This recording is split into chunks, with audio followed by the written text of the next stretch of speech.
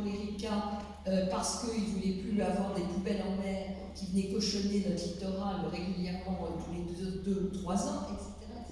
C'est ça que vous êtes en train de mener. Et il faut que vous en soyez conscient, à la fois de l'importance, j'allais dire, historique de ce que vous êtes en train de faire, mais aussi de ce que ça représente. Parce que vous voulez ça, de l'autre côté, on ne veut pas ça. C'est ça qu'il faut bien comprendre.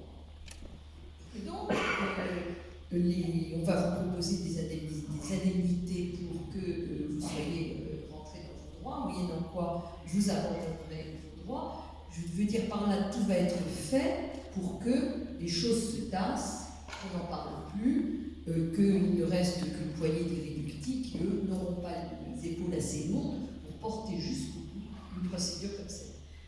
Voilà, c'est ça l'enjeu. Donc c'est à vous de décider si c'est ça que vous voulez ou pas. C'est pas à moi de décider pour vous. Moi je suis là pour le porter si vous voulez le faire. Je ne suis pas là pour le faire à votre place. C'est un choix. C'est un choix engageant parce qu'il n'y en a pas pour 6 mois, je l'ai dit tout à l'heure. Voilà, je suis peut-être un peu carré dans mon propos introductif, mais on n'est pas les enfants, ni les uns ni les autres. On verra les choses.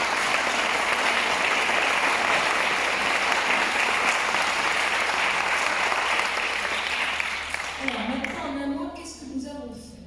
Parce qu'on n'est quand même pas resté non plus les 2 pieds dans le même salon, si j'ose dire.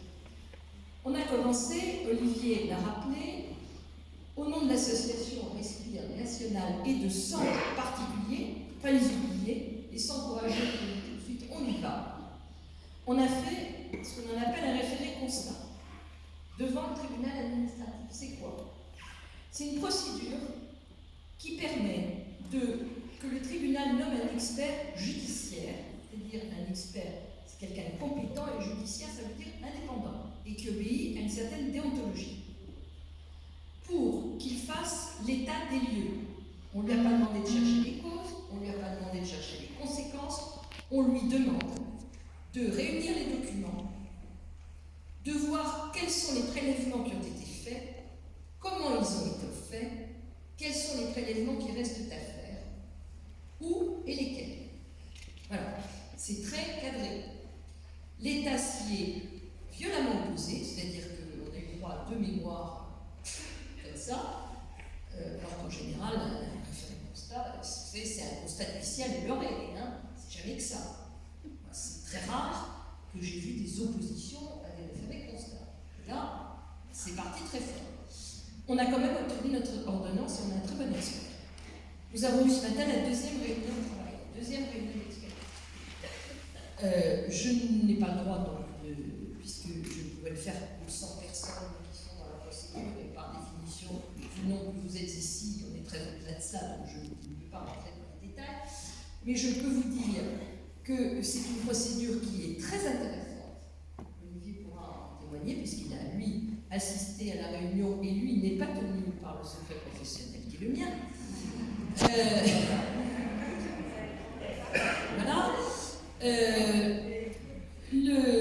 C'est très intéressant d'abord de voir la réticence pour obtenir les documents basiques que je demande. Basiques. Franchement.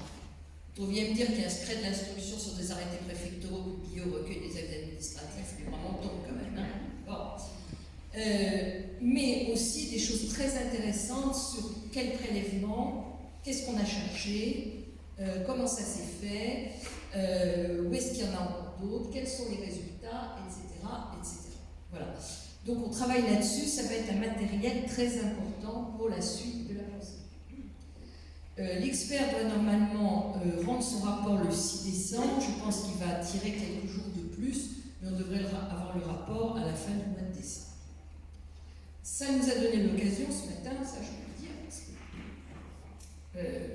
c'est pas lié au secret professionnel, d'aller donc sur le site, et d'aller sur le site de Normandie Logistique, où nous avons pu constater, ce que vous pouvez savoir les uns et les autres, je vous dis, qu'il y avait 8 appareils qui envoyaient dans l'air des produits dont on ne sait pas ce que c'est, puisque je l'ai demandé et je n'ai pas de réponse, destinés à cacher les odeurs.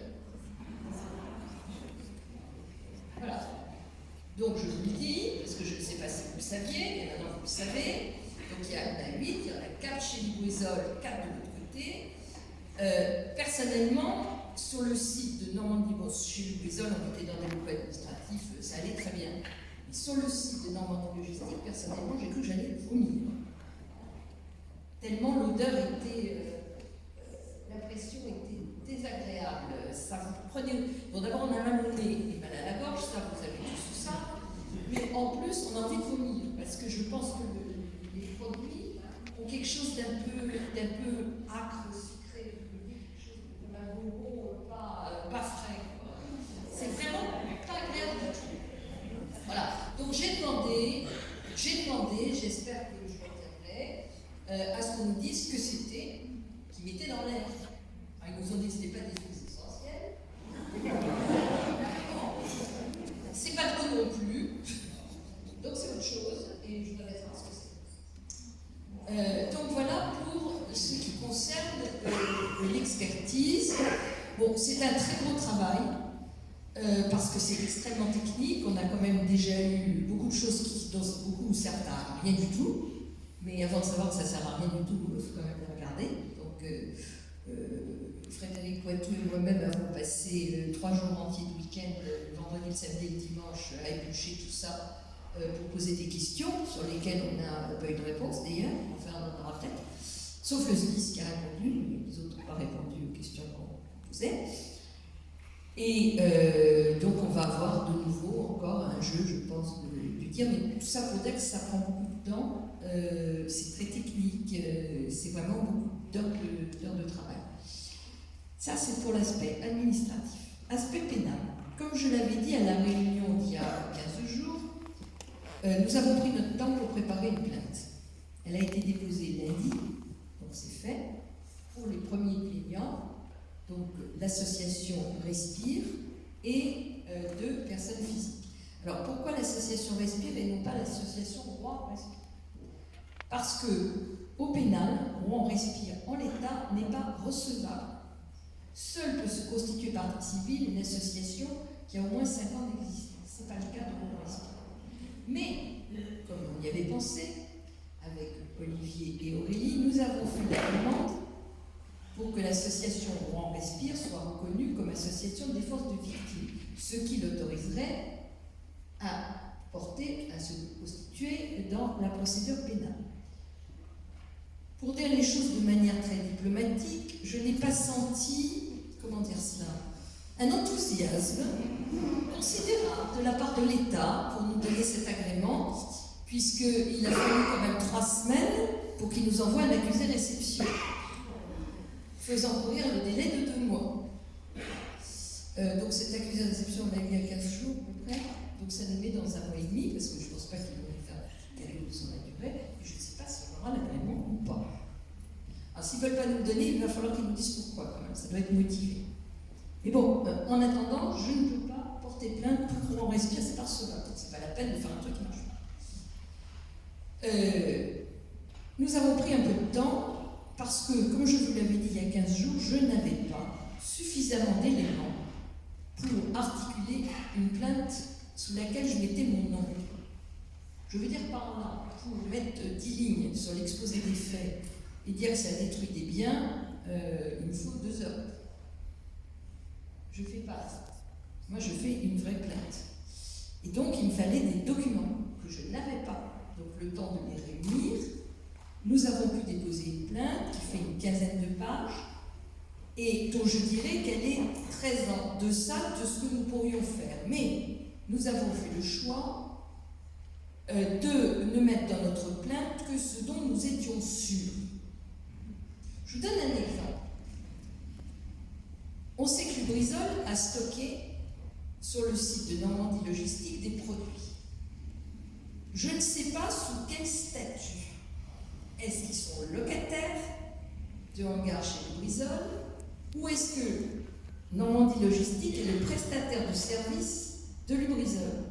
Alors ça paraît peut-être un peu juridico-enquiquinant à tous les gens qui sont dans la salle, sauf que ça ne donne pas du tout le même résultat juridique. Et donc je ne peux pas m'amuser à incriminer Lubrizol pour ça si je me trompe de base. Donc, je n'ai rien dit là-dessus. Ça je n'ai pas un certain nombre de munitions, simplement je ne les ai pas utilisées. Donc on a fait une plainte à minima avec 4 infractions que nous avons retenues parce que nous pensons qu'elles sont incontournables. Je voudrais dire un mot assez général, mais pour que vous compreniez bien ce dont on parle sur la question de la mise en danger délibérée d'autrui. Parce que ça paraît un truc bateau, là, tout le monde a été mis en danger. Ben non, c'est pas comme ça que ça marche. Qu'est-ce que c'est que le délit de mise en danger délibérée d'autrui? C'est le fait, en violation d'une règle particulière de sécurité ou de prudence, d'avoir délibérément mis en danger la vie d'autrui. Ça veut dire quoi? Ça veut dire qu'il faut 3 choses. La première, méconnaître une obligation particulière de sécurité ou de prudence. Donc il faut la trouver, la norme qui a été méconnue. C'est pour ça qu'il fait l'important. C'est pas n'importe quoi. C'est la législation des installations classées, c'est les obligations d'information du public, par exemple, au hasard. Voilà, ça, il y a des obligations particulières de sécurité ou de prudence. Ensuite, il faut que ce soit délibéré. C'est-à-dire que ce ne soit pas accidentel, que ce soit volontaire. Volontairement, on a violé cette règle.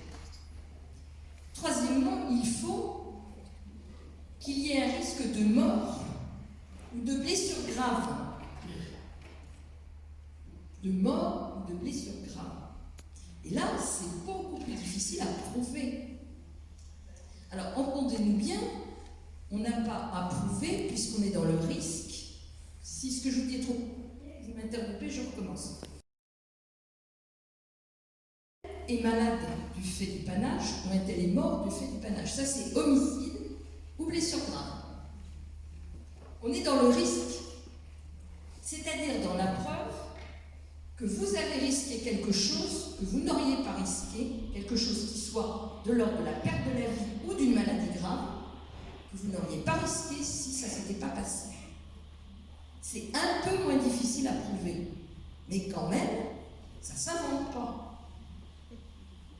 Donc, il ne faut pas croire que ça va être facile de plaider la mise en danger délibérée d'autrui.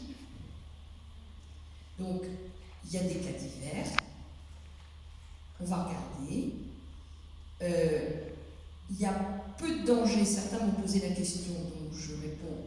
Il y a peu de danger à avoir qualifié une plainte de téméraire, sauf si vous n'avez aucun rapport dans les particuliers. Par exemple, nous avons le constat d'urgence, le référé constat, il y a quelqu'un qui habite Paris. Bon, c'est pas la peine. Et s'il habite d'Évreux, c'est pas la peine non plus. S'il habite Caen, pas davantage. Et Marseille non plus d'ailleurs. Voilà. Donc, je veux dire par là, il y a des gens, c'est pas possible. Mais tous ceux qui sont sous le panache, ou juste à côté du panache, ça se discute. Et c'est la raison pour laquelle, dans le questionnaire un peu peut-être long qu'on vous a envoyé, mais je reviendrai là-dessus en terminant, on vous demande de nous donner tous les éléments que vous auriez attestant de questions relatives à des troubles, à des malaises, à de l'anxiété, à de l'angoisse, etc. Parce que ça permet d'alimenter cet aspect de la question.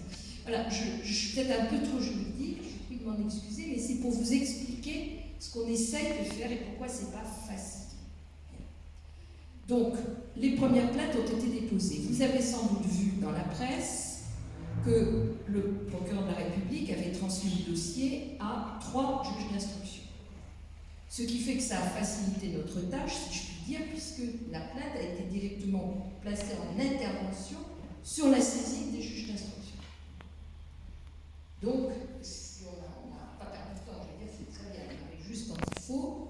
Nous allons avoir accès au dossier pénal, qui lui sera totalement couvert par le secret d'instruction, tout le monde, par contre, mais qui va nous permettre de voir déjà tout ce qui a été réuni, puisque l'OCLAESP, qui est l'office qui a travaillé sur le dossier, a bien travaillé. Il y a plus de 500 pièces, il y a eu plus de 60 auditions. Bon, donc ça va être un gros travail de lecture de tout cela et d'essayer de voir tout ce qu'on peut en tirer. Mais enfin, ça va nous permettre d'avancer. Donc voilà ce qui est déjà fait. Maintenant, il reste beaucoup de choses à faire.